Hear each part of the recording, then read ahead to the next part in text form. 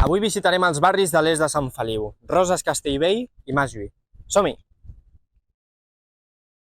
La Rambla Marquesa de Castellvell és un dels punts neuràlgics del barri, un passeig que, des de la seva urbanització a principis del segle passat, ha patit diverses transformacions. Un dels equipaments més destacables de Roses Castellvell és la Biblioteca Montserrat Roig, construïda el 1993. El 2017 se'n va fer la remodelació i esdevé un dels centres de l'activitat cultural a Sant Feliu. Els jardins de la Torre del Roser estan molt vinculats a la línia del ferrocarril a la ciutat. La finca la va adquirir l'Ajuntament als anys 80 i conté l'obra Matèria Gris de l'artista santfeliuenc Lluís Sans. L'encreuament entre el carrer Verge de Montserrat i la Rambla va ser on es van ubicar els primers centres esportius a la ciutat, com la piscina municipal descoberta, on ara s'ubica el complex municipal de piscines, o el Palau Municipal d'Esports Juan Carlos Navarro. La plaça Peradot és un dels llocs més simbòlics de Roses Castellvell, amb un monument i una corona de roses en honor al rosarista santfeliuenc.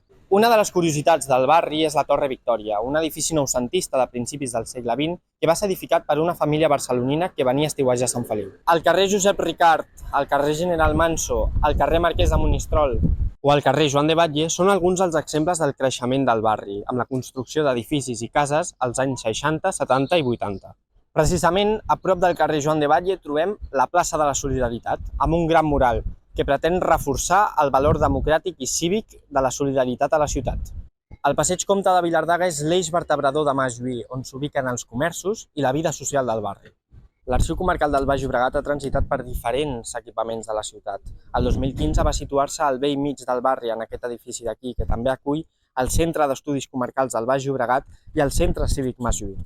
Al davant trobem la plaça d'Icià. El Parc Europa va inaugurar-se el 1997 i consta d'una zona ajardinada amb diversos parcs infantils, amb l'inici, el mític molí i el llac. A més, el barri es troba en un enclavament privilegiat a les portes de Collserola, connectant el Parc Natural amb el barri.